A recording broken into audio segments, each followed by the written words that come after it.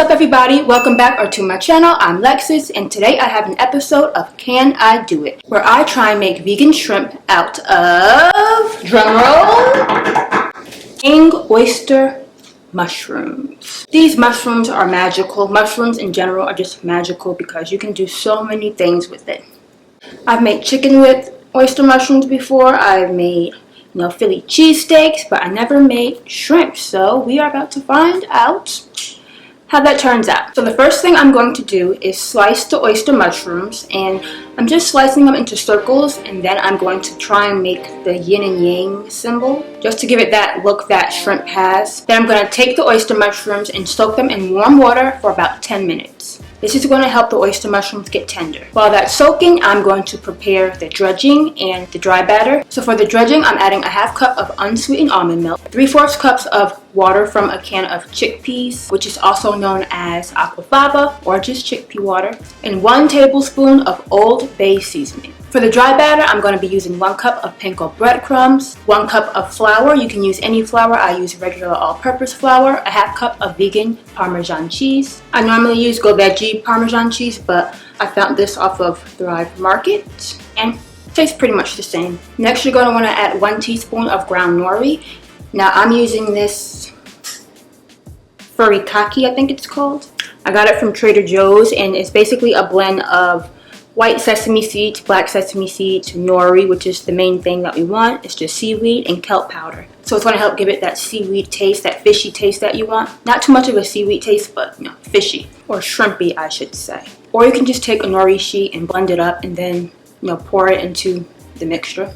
That will work too. And last, you're going to add a half teaspoon of sea salt. Mix it up, and then we're going to transfer our oyster mushrooms into the wet batter, and I'm going to let it sit there and soak and make love for about 10 minutes so all the flavors and goodness can get soaked into the mushroom. Then I'm going to take all the oyster mushrooms and just transfer it into the dry mixture. Make sure everything is coated. This is really easy to do. You don't have to take each mushroom and dip it into the wet batter and then dip it into the flour and back into the wet mixture. No, just take it all together into the wet mixture and then let the excess drain off. Put it into the dry mixture and then transfer it to your deep fryer. So I let these deep fry for about 3 to 5 minutes at 350 until they're golden brown. And when they are done, they look like this. Just look at how delicious this looks. Oh my gosh. Squeeze some lemon over it. Got my tartar sauce. And now for the best part, it is time for the taste test. Tartar sauce.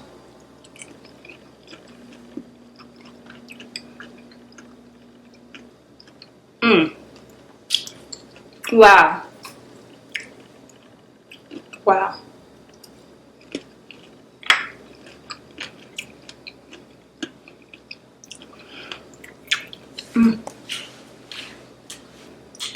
You gotta try that. You gotta try that.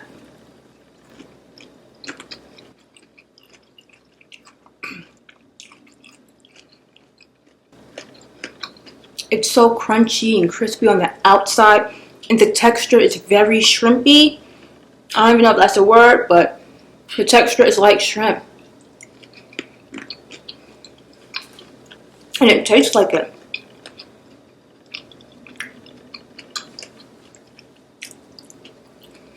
Seriously, if I wanted to have like a plant-based seafood boil, I would be making these.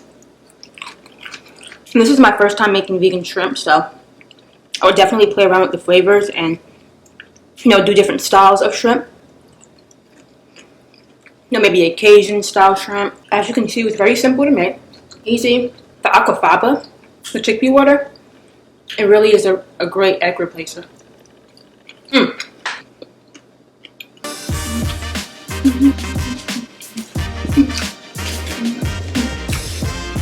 So I think that I succeeded at this episode of Can I Do It? I think I did it. With that being said, thank you so much for watching. Feel free to like, comment, and subscribe, and hit the bell button so you can be notified whenever I post a new video. And I will see you next time. Bye-bye.